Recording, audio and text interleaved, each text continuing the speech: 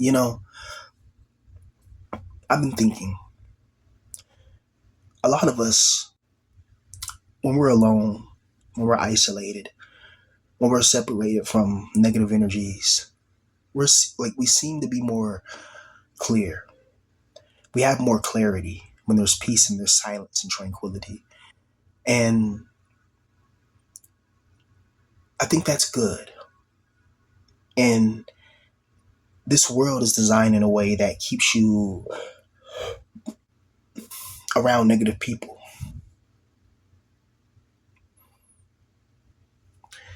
When you're alone, you start to see what really matters. And when you get older, you start to really decide if you want to keep on entertaining negative events and negative things, or try to just suck it up and take it, right? Because I was talking to somebody, or somebody left a comment on my second channel, and they were talking about how, they work a grocery job and they're, approaching their 30s, and how being a full grown man and being yelled at by other people, some even younger than you, right? Being yelled at your grocery job, being told what to do, being screamed at by customers, being disrespected. Like, there's people that, because they see your name badge, they see your uniform, they think that gives them a free opportunity to engage with you in a negative manner. They think it's all right to be disrespectful. But when the CEO comes in there with a business suit, which the CEO rarely comes into stores like that, right? Like, they're usually in the offices and where the money's made, you know, and they get respected because of who they are in their position. But the people actually doing the real work are the ones that get disrespected the most. It's brutal. But some of us, that's our reality. Some of us, that's our life. Our life is working meaningless jobs, doing Uber Eats, DoorDash, you know, takes no skill or talent. You just need a vehicle, right? Working at, just, low skill, low labor jobs, right? And then even if you do get a good job, right, you're still in the system because money controls everything ultimately. And yes, people are evil. Yes, I understand that. I understand people are evil. And some people, they're just evil. There's no demonic influence inside them. They're just evil, wicked, sadistic people. Yes, that's true. That's absolutely true. That the world and people, the elites, they're evil. They have a natural inclination to evil. Yes, that's true. That's absolutely true. Without any influence of any other gods or anything like that, just them on their own, they're evil. Yes, that's true. And even though they're evil without any influence of outside forces or spirits, right? There's still beings and entities that still influence them regardless and still utilize them as puppets regardless whether those people know it or not. Somebody can be evil with no connection to no devil or anything, and some evil being can still use them for their purposes, whether that person knows it or not. A lot of people are not spiritually protected. A lot of people don't know how to protect themselves spiritually. This is why a lot of us, we suffer from curses, we suffer from poverty, we suffer from all these things that I really feel like are curses. And I feel like there's ways in magic that you can reverse some of these things, right? There's a reason why people, quote unquote, sell their soul. Next thing you know, they're a millionaire. Then somebody in their family passes away, and it happens to even big YouTubers. Like your Markipliers and people like that. Like, do you really think that these people are able to get hundreds of millions of dollars and all that without? First of all, you got to get into the $20 million club. There's a lot of secret societies and things out there that you have to join in order to obtain certain financial success in this world, because there's invisible ceilings. Like, let's say this: you make a video game and it takes off, and it comes like a Minecraft, and you make 100 million, or before you even get there, they'll be on your butt, right? They'll be on your bumper. But let's say the game makes a few $1 million. You're going to have people that are going to want to buy your company. They're going to want to integrate with you. That are going to want to, and I mean certain people. They're going to come pay you a visit and be like, hey, this is making a lot of bread, a lot of woo-woo. You're going to have to, come to this Freemason meeting, pretty much, it's like a mafia. And if you refuse, then you're going to be found, oh, the creator of this video game has passed away and Microsoft acquired all the rights, and that's corporate, that's corporate like espionage. That's corporate like thuggery. That's corporate assassination. Like this goes on, man. Like, like there's whole entire books written on like corporations that utilize third parties to do their dirty work, and they get away with it because these are billion-dollar companies. These are billion-dollar entities. Notice companies are not treated like you or me. They're treated as entities, a business entity. Now, why that word entity, right? You can use any other word. And notice a business never, like the big businesses, the main big businesses, notice they never run out of money. They're set up as if they're going to last forever. But if you try to make a business and you don't have the cut, if you don't have the capital or the economic stability, then yours is probably going to fall. And it's brutal. But in this world today, it seems like some of your most loyal things are not even of the same species. It's the reason why people love dogs. People have pets. People got pet turtles, pet snakes. Like a ball python. And some people can afford horses and stuff, right? And these pets bring us joy because they don't really want anything from us except just love, maybe some food and snacks. And they're the most honest type of beings you're going to be around. Most people are wearing a mask. Most people are begging for validity. They're insecure. They're miserable. They have nothing better than to do than to try to focus their energy on you in a negative fashion. And some of us, we have to go through these gates. We have to go through these barriers. We have to go into these positions where we're trapped in hostility and there's volatility. But we have to be in these situations simply because this is where we're forced to be. And I'm just recovering from sickness. I was sick the last few days, man, like bad. And I noticed that right when the sickness kind of got better, then boom, something else happened right after. So I'm like, wow, like you can't tell me that this wasn't planned. It's like when I wanted to heal from the sickness, when I tried my best, when I took all the supplements I can and all that, it didn't work. It didn't work until something wanted it to end.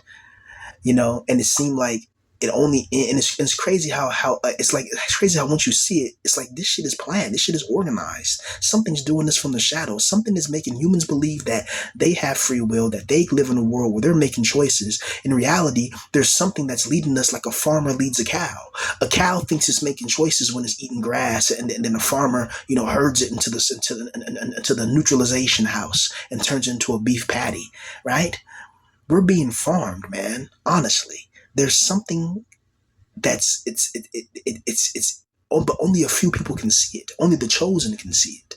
See, if you don't have if what I'm saying to you sounds foreign, not everybody is meant to see it.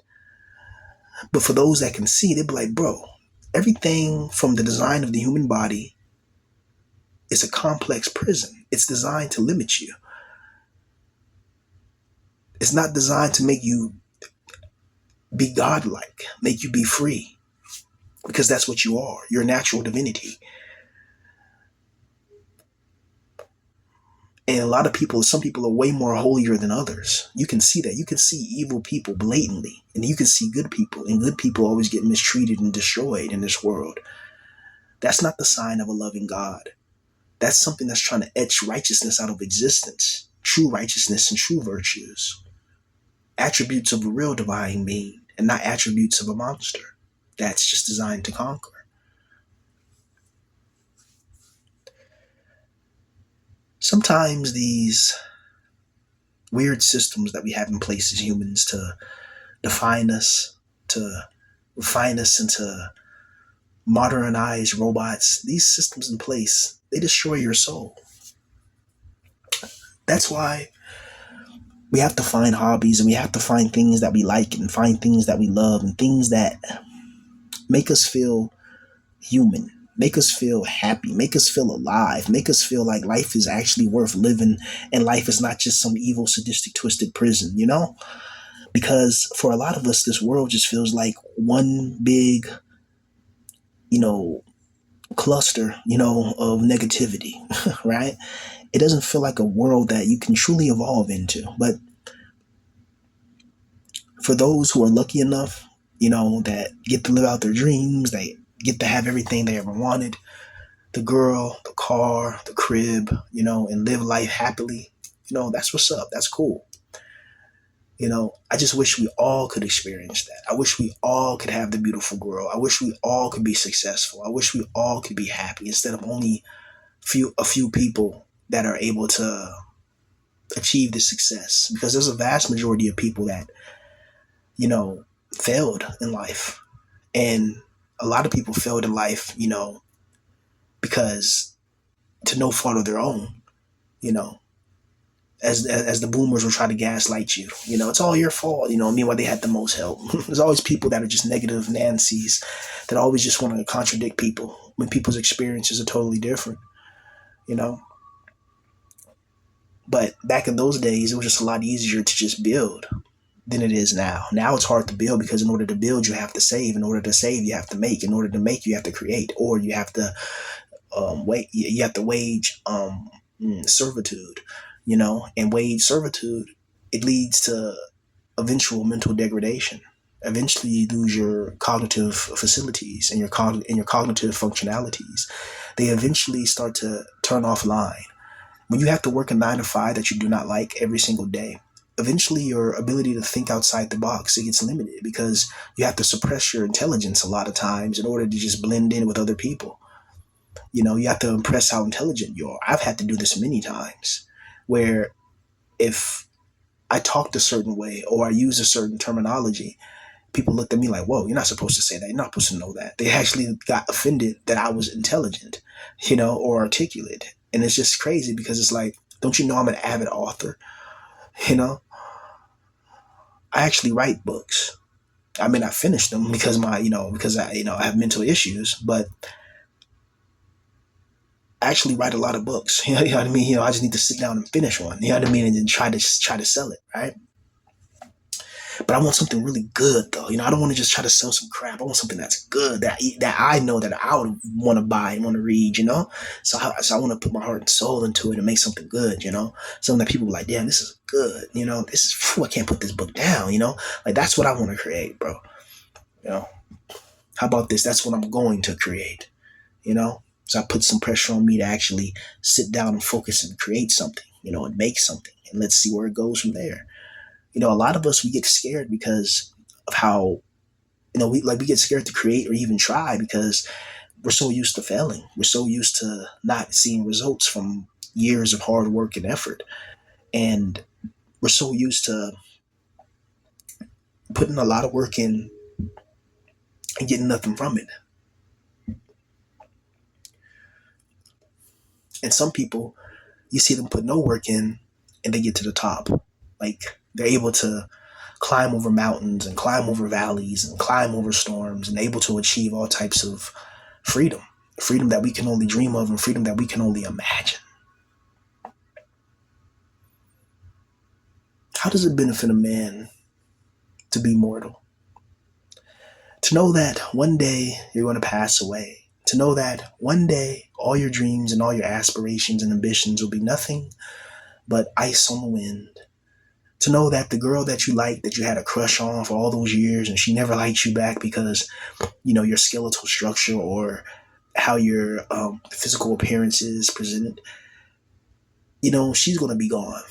Everything you ever loved, your favorite ice cream, your favorite car, your favorite music, song, whatever, all of it's going to be gone one day and just be a thing of the past.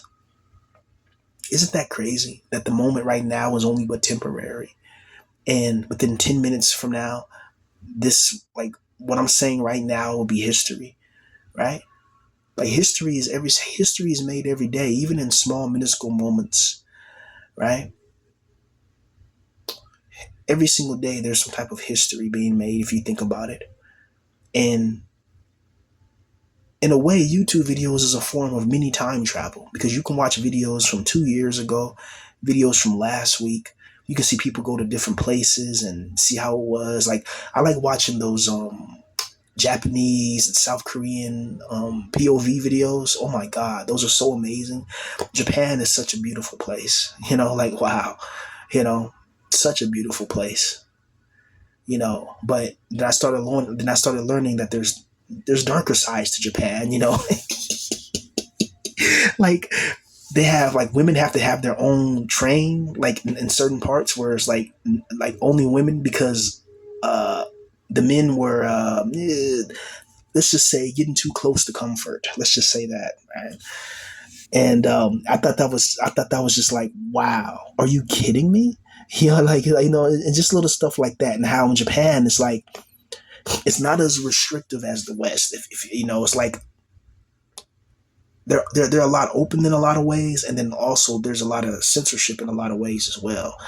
For what I watch, so it's like a different form of authoritarian regimes. Different, but they're all under the same shekels, if you know what I mean, right? So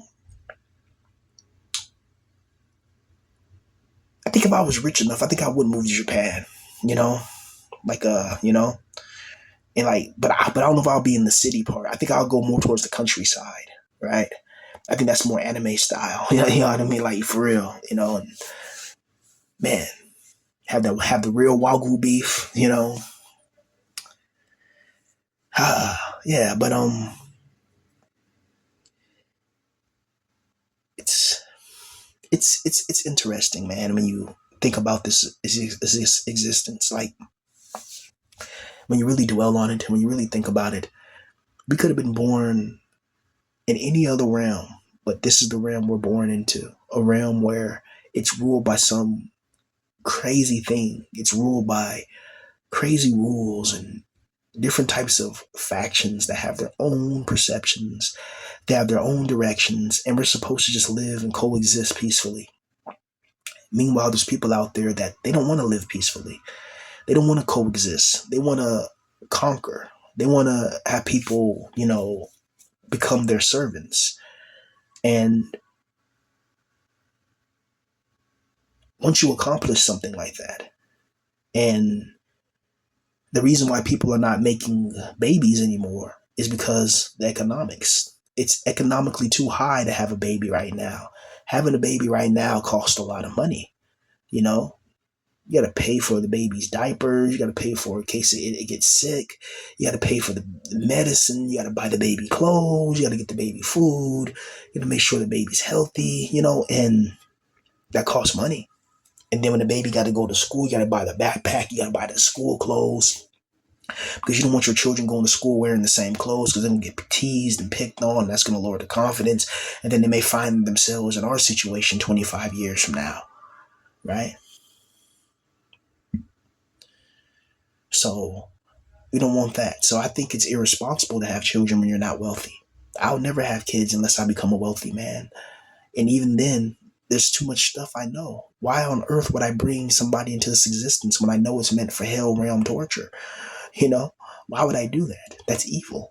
It's different when you don't know what you're doing, but when you have the cognitive ability to see, hey, this world is not a good place. Why would I bring a child in this world? And sometimes I know some people, when I know people, when people are in the moment of passion, they're not really thinking that. They're just thinking about how to get the rocks off or whatever. So things happen, I understand. But for some of us, I'm not, well, I don't think that's a blessing in disguise. I was going to say, so for some of us, never having a good girl in our life could have been a blessing in disguise. And then I thought about it and it was like, nah, maybe some of us dodged the bullet, but at the same time, having that experience in your life is invaluable. It's invaluable to the confidence, to the creation of a confidence in a man.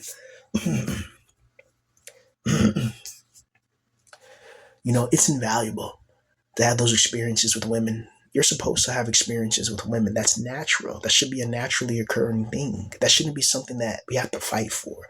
It shouldn't be something that you have to pay for. It should be something that's genuine, something that's real, and something that's sustainable, and something that provides you emotional sustenance. It shouldn't be something that takes away your emotional capabilities and culpabilities. It shouldn't be that way. It should be in a way where it enhances those things. But it's hard for regular average Joes to find real love, to find a real girl, to give them a real hug, to give them a real chance. For most of us, we'll probably never be in a position where we have the girl that we want, and we have the money that we want, and we have the power that we want, and we have the wealth that we want. For some of us, it's a dream,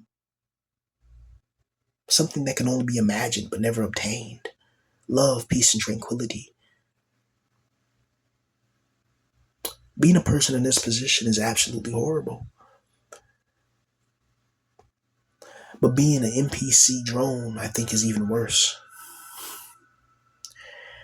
Most people that you're going to see are NPCs and hylics and relics of a long bygone age of wickedness and sedition. But this age continues to rule over us in the shadows.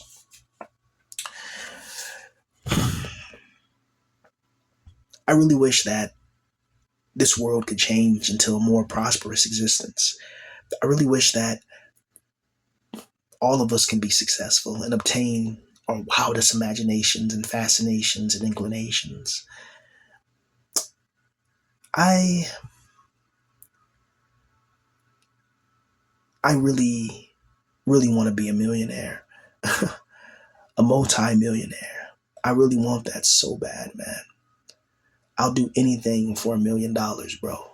You know, to be a multi-millionaire, to have the worries of a rich man, and not a poor man.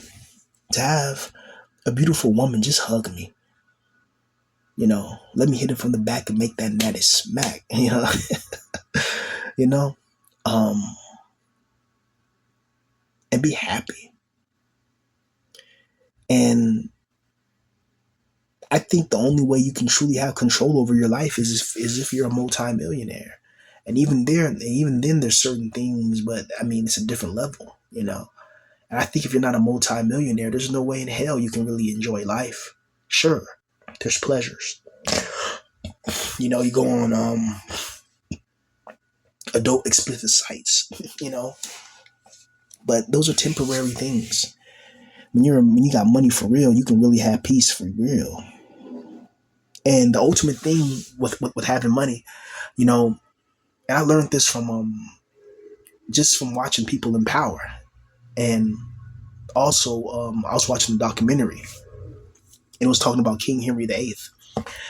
Now the king, before you reach the king's chambers, he had multiple rooms before you got to him. So he had the room of the presence. There's a chamber hall, a great hall, and then there's like the privy room or whatever, and there's like the king's bed chamber. And so each one of these are like locked in place, and you have to like go through these little um security checkpoints before you get to the king, right? And in life, it can feel that way. You got to go through these little security checkpoints before you get to a new point in life, and usually the point you get to in life is not really where you want to go anyway. If you have to work 2 or 3 jobs just to make ends meet, that's horrible. That means that you're not wealthy, and the little money you do save is still not enough because you got to pay taxes on how much money you make. I think that poor should never be taxed. I think only the rich should be taxed because they can afford it. Taxing the rich man is not going to make him not eat. He's still going to eat his hot food. He's still going to be in a nice mansion. But if you tax a poor man, that's all that man has, right? And you got to wait a year or something for a tax refund. Oh wow, for money that's already yours that should have never been taken out anyways. Like, oh my God, it's like the system from the ground up is designed to dissolve you. It's designed to milk you. It's designed to take every single fabric of your being and make it work for the imperium, make it work for the system, right? Make it work for the empire. And then the empire takes every bit of you, uses every bit of you, and then gives you nothing in return. That's archonic energy. When something uses you and then uses everything it can get from you and then gives you nothing in return but just negativity. That's archonic energy. That's exactly what these entities and these beings do to us when they loose us. They take everything from us and give us nothing in return. Nothing in return but pain and agony. And that's the soul nature of these entities and these beings and these creatures of mythos. wicked and evil and vile, caring about nothing but themselves, always placing themselves in the highest of the hierarchy above everybody. It's brutal, honestly. And I really wish this world can just be a different place, man. And I really wish that all of us can get along, but I know that's not going to happen, unfortunately, because I think humanity would be way more stronger together than divided. But I think that's why the demiurge created different skin color configurations on purpose.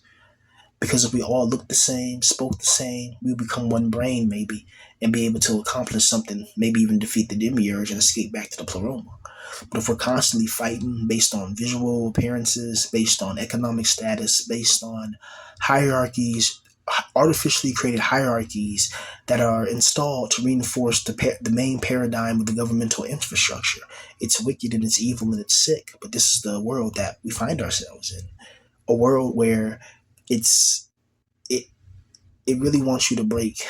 It really wants you to it really wants you to fail, man. Let's just be real. This world wants you to fail. People want you to fail. There's people in your own family right now who don't like you and they want you to fail. They're trying to sabotage you. You don't even know it. You still have that mindset. Oh, everybody, and we all have that mindset, right? But some of us still have that mindset that the world's a pretty happy place and people around them like them. But a lot of us, we know quickly that that's not true. Like some of your biggest haters are people in your own family. Some of your biggest haters are the people that are around you. Some of your biggest haters are um, just, it's crazy, right? Loyalty.